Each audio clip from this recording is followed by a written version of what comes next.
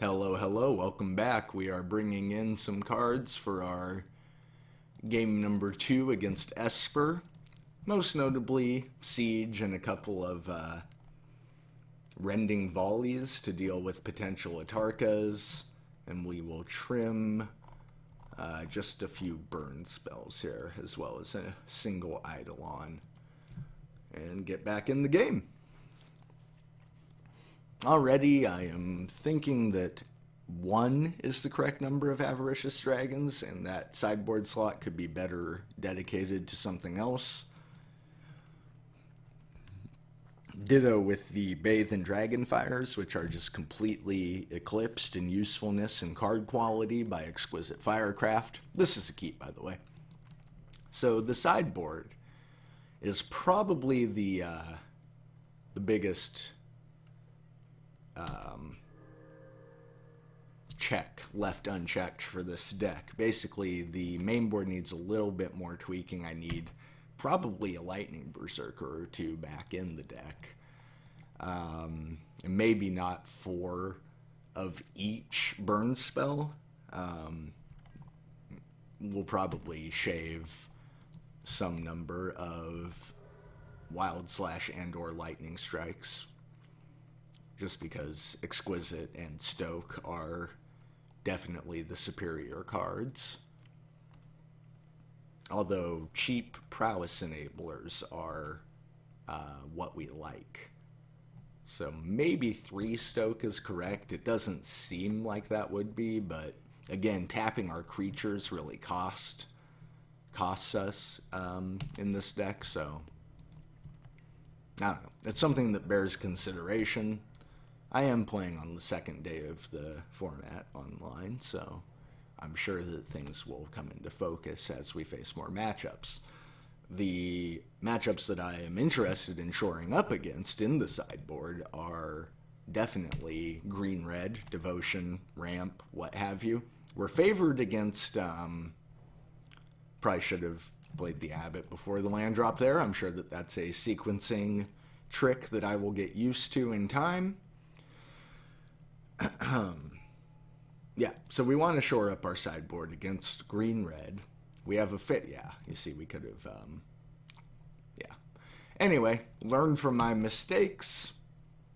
It's too bad. Mostly we're worried about Courser of Crufix decks. We don't want to find ourselves short of ways to deal 4 damage, which is kind of laughable now that we have Exquisite Firecraft main board. I haven't done enough playtesting to bear out whether that's going to continue to be a bad matchup for us, or if Exquisite Firecraft will just invalidate those concerns. Yeah, this is a little bit tough, honestly. We're going to play out the Phoenix because we feel like it'll get countered, but it doesn't. So maybe Exquisite was the correct play there. On subsequent turns, however, Bile-Blight the Phoenix. Strange.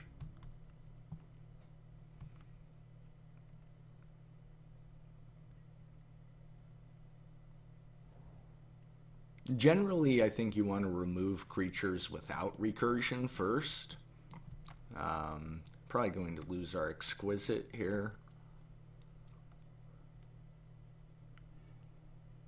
Oh no, he took a Stoke.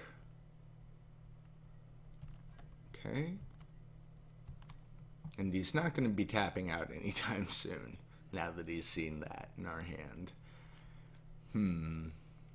We believe he has removal here.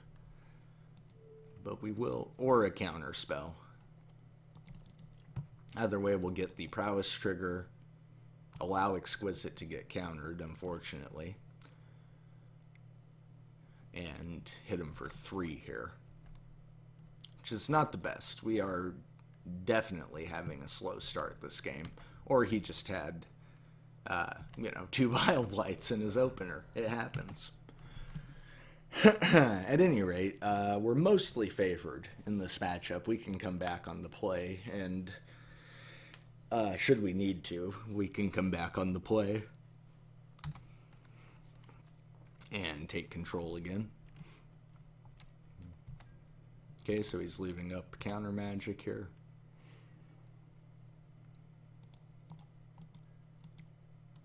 I think we Swift Spear, Wild Slash. Whoops, nope. Z. Yeah, thank you. So he's not interested in countering that. He knows about the Stokes.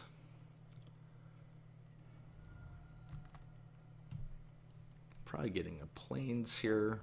Nope, an Island.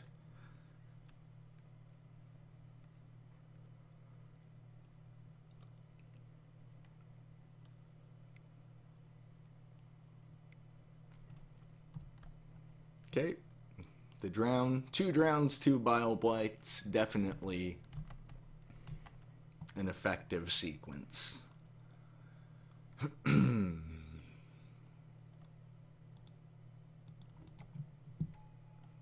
Alright, we stuck the Zergo. Everything's coming up max. That's what I say. Opponent has an Urborg. Now we have to click twice to add mana to our mana pool. Thanks, jerk. Ugh. That's double the clicks. You may think I'm being petty, but ain't nobody got time for that. Okay, he's ingenuing. And we're gonna for him. And with this, if he taps out for any reason, we're pretty dang close to just winning. He's going to take 1 Stoke. We're still pretty dang close to just winning.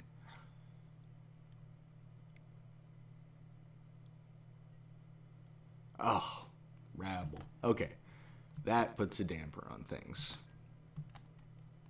Would love to see an output, or a mountain, and then an outpost siege. There's that mountain we needed. Probably has a counterspell for this. He does not. Alright. Things are looking good. Remember, our deck does run 16 burn spells. There's an Eidolon.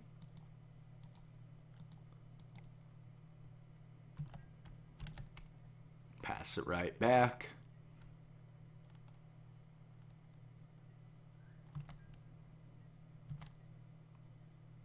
He land goes, and we draw a mountain. We'll attack with Eidolon. If he casts a removal spell, we're still ahead. Okay, he casts the removal spell. We have opponent at 2, much like we did at the end of game number 1. We have very many live draws. Pretty much only damper on our winning situation is if the opponent has counter magic. Which, since he did not counter the Eidolon, okay, we will press on. Huh, interesting. If his last card is a dig through time, I'm going to eat my microphone. Pretend I didn't say that, because he's probably going to dig through time right now.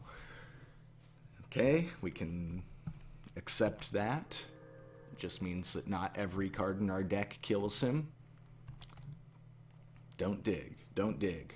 Oh my gosh. Okay, well, this is just part of playing, you know, our mono-color deck. Like, sometimes you run out of gas at the most excruciating, least convenient moments. Alright, don't counter this. Alright, we stuck the Thunderbreak. We will return 1 Phoenix to the graveyard, or from the graveyard to the battlefield. We will not return this one. We should have played that mountain. Then we would have the opponent dead here. If he has another board wipe, we're in big trouble. Nope. All right. Despite the punt there, not counting the phoenixes in our graveyard and remembering to have enough mana to play them both, we still won.